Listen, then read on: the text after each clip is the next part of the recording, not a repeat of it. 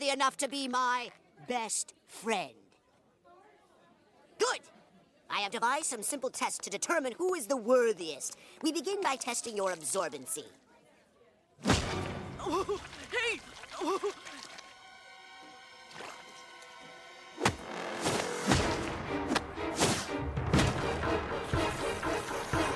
Next, I test your electrical conductivity.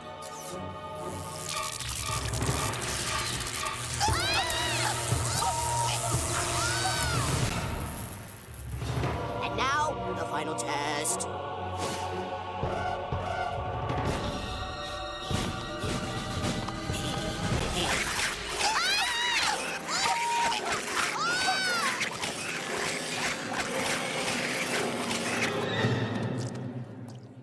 We have a winner.